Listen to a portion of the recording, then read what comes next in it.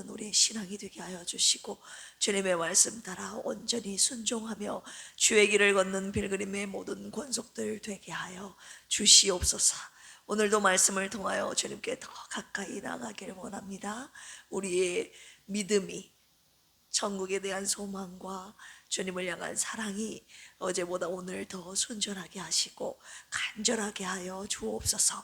예수님의 이름으로 기도합니다. 아멘. 앞뒤 옆에 계신 분들과 인사 나누겠습니다. 하나님의 지혜를 가집시다. 아멘. 재물이 생명을 지키지 못하고 우리가 죽을 때 아무것도 가져가지 못하니 우리를 구원하신 주님의 은혜에 매일 매순간 감사하며 사시기를 주님의 이름으로 축원합니다. 오늘은 시편 50편입니다. 시편 50편은요, 형식적인 제사보다 언약에 합당한 삶을 요구하시는 하나님의 법정 선언입니다. 우리 한 절씩이 아니라 다 함께 합독하도록 하겠습니다. 시작. 전능하신 이 여호와 하나님께서 말씀하사 해 돋는 데서부터 지는 데까지 세상을 부르셨도다. 온전히 아름다운 시온에서 하나님이 빛을 비추셨도다. 우리 하나님이 오사 잠잠하지 아니하시니 그 앞에는 삼키는 불이 있고 그 사방에는 광풍이 불리로다.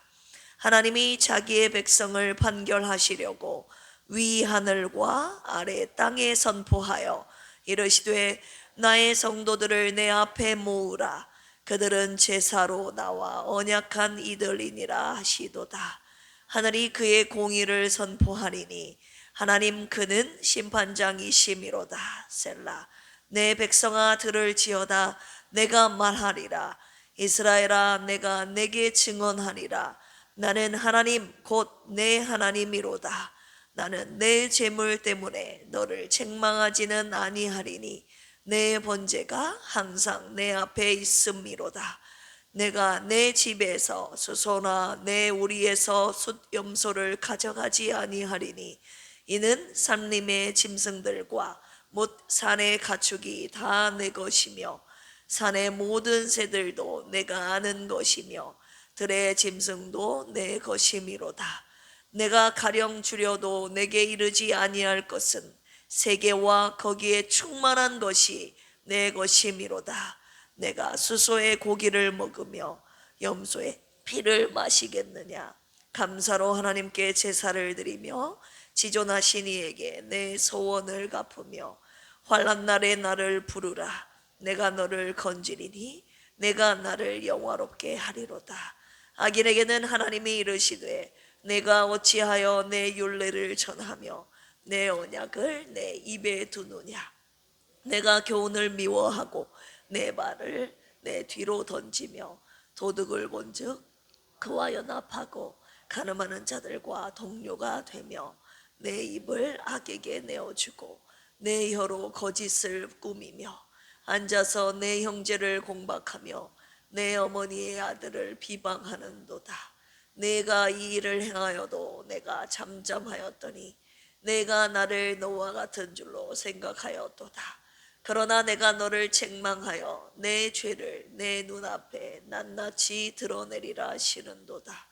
하나님을 잊어버린 너희여 이제 이를 생각하라. 그렇지 아니하면 내가 너희를 찢으리니 건질 자 없으리라.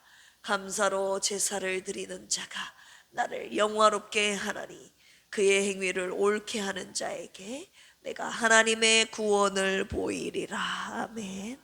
오늘 시편 50편은요 이제 고라자손의 시에서 넘어가 아삽의 시입니다. 아삽의 시, 하나님의 법정 장면이 나오는데요, 1절에서 6절까지 보시면 재판장 하나님의 등장하시는 모습이 딱 펼쳐지죠.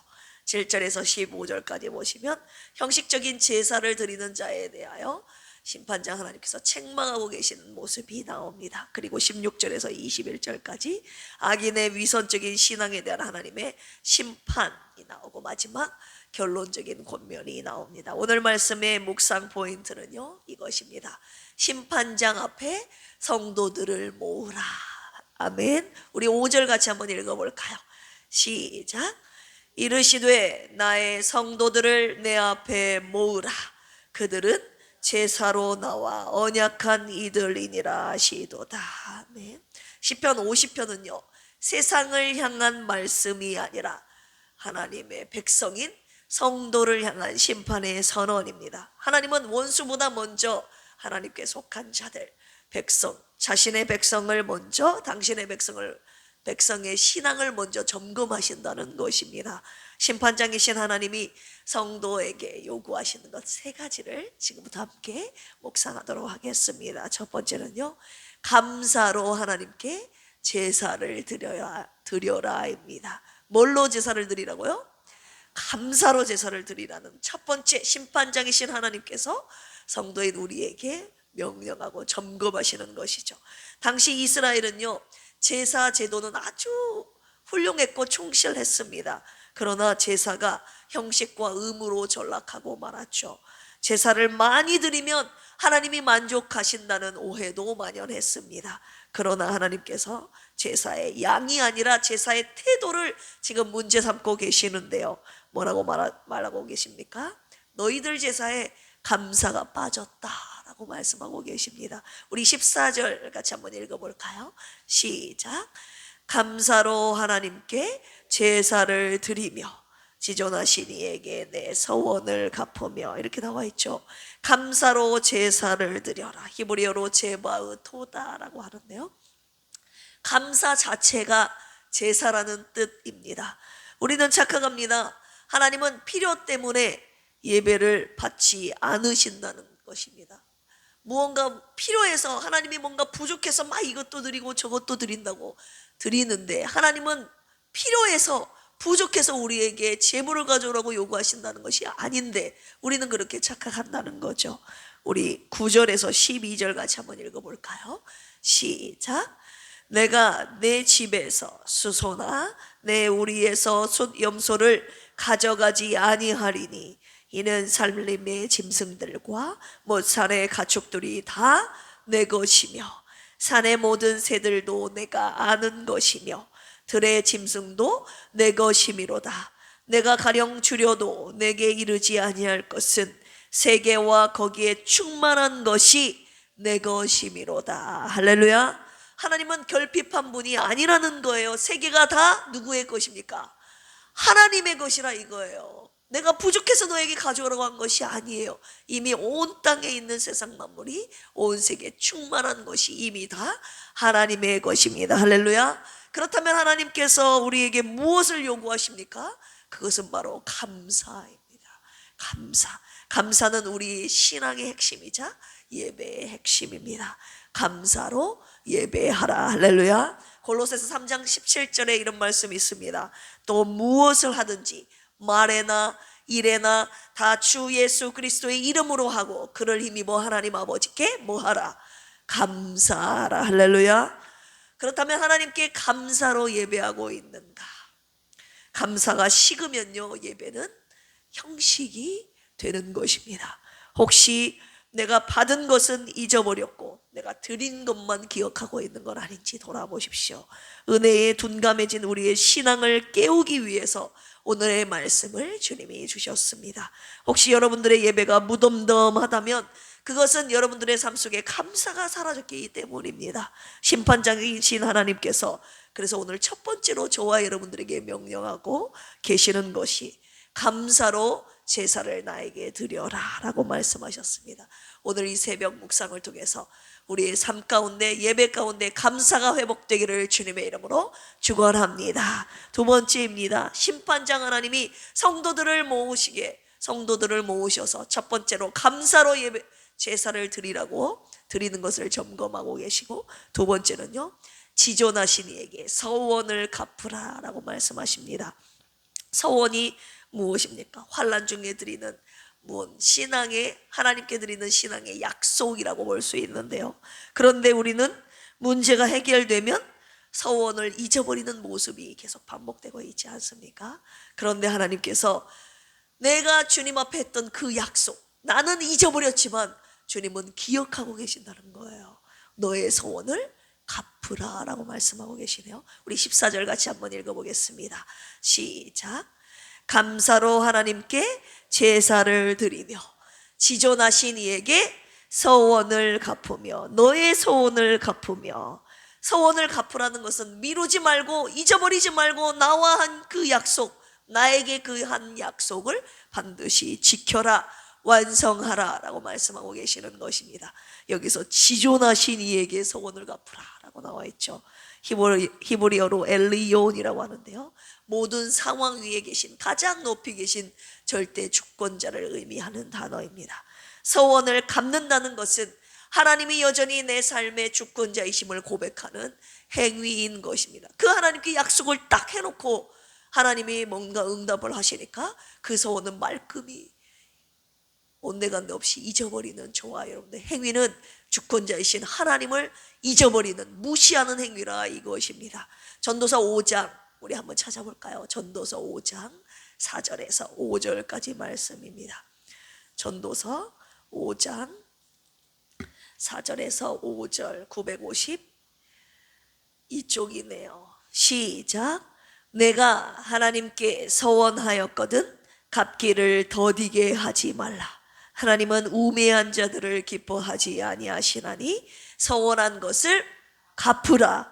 서원하고 갚지 아니하는 것보다 서원하지 아니하는 것이 더 나으니. 아멘. 사무엘상 1장에 보시면 한나의 서원과 그 서원을 갚는 내용, 순종하는 모습이 나오지 않습니까? 나에게 아들을 주시면, 한나에게는 아들이 없었거든요. 그 아들 때문에 얼마나 본인 나에게 핍박을 받고 또 얼마나 많이 울었던가요. 간절한 기도로 하나님 앞에 올려드렸던 서원 기도로 하나님께서 그에게 아들을 주시지 않습니까? 그 아들의 이름이 누구죠? 사무엘. 사무엘 아들을 주시잖아요. 나에게 아들을 주시면 그 아들을 하나님께 드리겠나이다. 근데 그 약속을 한나가 지켰어요, 안 지켰어요? 한나가 지키잖아요. 우리의 신앙이요, 무언가 하나님 막 갈급하니까 감정 중심으로 될 수 있어요. 나 이것만 주시면 이거 하겠습니다. 그리고 그때그때 위기를 대처하려고 하는 대응형의 기도가 될 수 있다는 말입니다. 그것을 오늘 주님이 철저하게 막고자 하시기 위함이죠. 책임 있는 믿음을 주님 앞에 보여드려야 하는 것입니다. 고난 중에 내가 드렸던 기도, 하나님과의 약속은 무엇이었는지 이 시간 돌아보시기를 원합니다. 지금도 그 고백 위에 살고 계십니까? 심판장 하나님께서 오늘 두 번째로 저와 여러분들에게, 성도들에게 요구하시는 것은 반드시 네가 서원한 것은 발음이 세네요. 반드시 네가 서원한 것은 갚으라라고 말씀하십니다. 저도 하나님 앞에 서원한 것이 있어요. 갚은 것도 있고 아직 갚지 못한 것도 솔직히 있습니다. 오늘 말씀 먼저 저에게 주신 말씀이라 성도 여러분과 함께 주님께 서원한 것이 있다면 꼭 이 새벽을 통해 그 서원한 것이 무엇인지 여러분 기억하시고 그 서원한 것을 더디 갚지 말고 속히 갚으시기를 주님의 이름으로 축원합니다. 세 번째입니다. 심판장이신 재판장이신 하나님께서 성도들을 모으라 하셔서 세 번째 명령하고 계시는 것이 무엇이냐? 환난 날에 하나님을 부르라는 것입니다. 백성들은 환난 때 하나님이 아니라 다른 것을 자꾸 먼저 찾는 것입니다.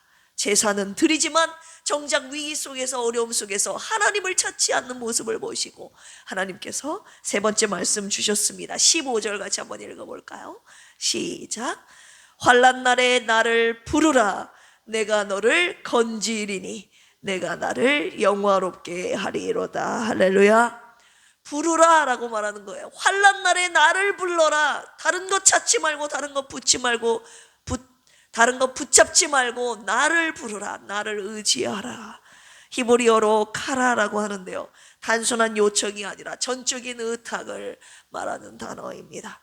하나님께서는 본인을 환난 날에 부르래요. 나를 부르라. 그러면 내가 응답하리라. 그 응답함으로 인해서 네가 나를 영화롭게 하리라. 이 구원의 단계를 말씀하고 계십니다. 예레미야 33장 3절에 뭐라고 말씀하셨습니까? 너는 내게 부르짖으라. 내가 내게 응답하겠고 네가 알지 못하는 크고 은밀한 일을 내게 보이리라. 아멘. 마태복음 7장 7절에 뭐라고 말씀하셨습니까? 구하라 그리하면 주실 것이요, 찾으라 그러면 찾아낼 것이요, 문을 두드리라 그리하면 너희에게 열릴 것이니. 할렐루야. 하나님을 부르면 응답하신다고 약속하셨는데 오늘 말씀을 읽어보니 단 조건이 한 가지가 있네요. 그 조건이 무엇입니까? 우리의 행위를 옳게 해야 된다는 것입니다. 우리 마지막 23절 읽어볼까요? 시작. 감사로 제사를 드리는 자가 나를 영화롭게 하나니 그의 행위를 옳게 하는 자에게 내가 하나님의 구원을 보이리라. 할렐루야. 행위를 옳게 하는 자에게 하나님의 구원을 보여주신다고 약속하고 계십니다. 자, 왜 이 말씀을 하셨을까요? 이들의 성도들의 행위가 하나님 보시기에 옳지 않았기 때문 아니겠습니까? 우리 그 부분 찾아서 읽어보겠습니다. 16절에서 20절입니다. 오늘 본문 말씀 16절에서 20절 시작. 악인에게는 하나님이 이르시되 네가 어찌하여 내 율례를 전하며 내 언약을 너의 입에 두느냐. 내가 교훈을 미워하고 내 말을 너의 뒤로 던지며 도둑을 본즉 그와 연합하고 가늠하는 자들과 동료가 되며 내 입을 악에게 내어주고 내 혀로 거짓을 꾸미며 앉아서 내 형제를 공박하며 내 어머니의 아들을 비방하는도다.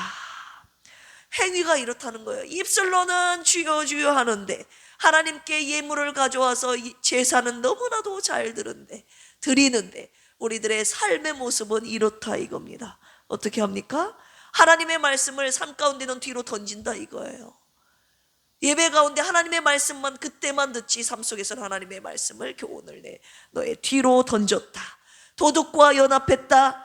가늠하는 자들과 동료가 됐다.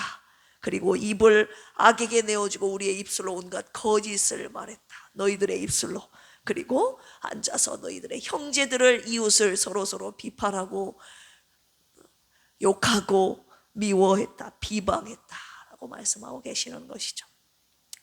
22절 같이 한번 읽어볼까요? 시작. 하나님을 잊어버린 너희여 이제 이를 생각하라. 그렇지 아니하면 내가 너희를 찢으리니 건질 자 없으리라.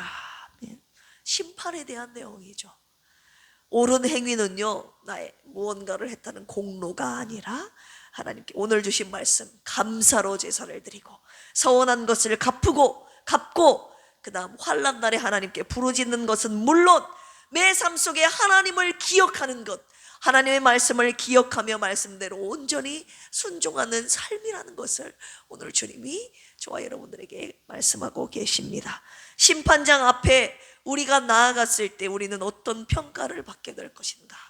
여러분, 내가 하나님 앞에 하나님이 성도들을 오늘 필그림 성도들을 다 모으셨을 때 우리는 하나님 앞에 우리 교회는 우리 가정은 저와 여러분들의 각 심령은 하나님 앞에 어떤 평가를 받을 것인가 한번 돌아보십시오. 상상 한번 해보십시오. 우리 교회와 가정과 심령에 오늘 말씀을 토대로 감사가 회복되어야 됩니다. 할렐루야. 서원이 회복되어야 합니다. 그리고 기도가 회복되어야 합니다. 그리고 하나님의 말씀에 온전히 순종하는 삶이 회복되어야 합니다. 할렐루야. 그래야 삽니다. 그래야 주님의 구원이 우리 삶 가운데 있다는 그 말입니다.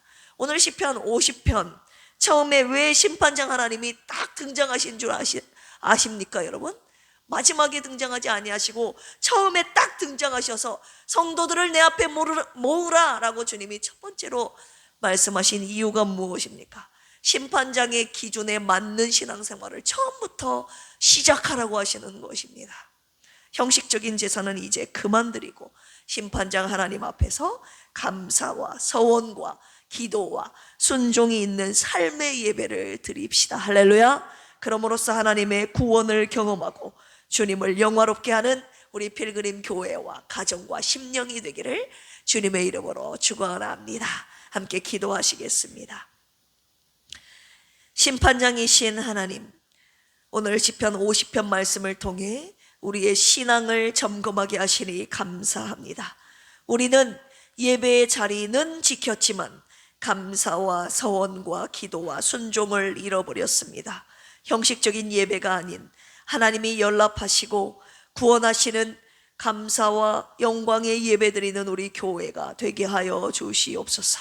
김희자 사모님과 조선미 집사님, 김경민 집사님, 고진숙 한수 집사님, 장선희 한수 집사님, 송영자 집사님, 조성훈 집사님, 정국림 집사님, 허순애 한수 집사님, 박종철 집사님, 이강래 집사님, 장길보 집사님, 김병옥 성도님을 위해서 기도합니다. 오늘도 병상에서 주님의 구원을 애타게 기다리오니 환난 날에 주님의 이름을 부를 때 오셔서 응답하여 주시옵소서.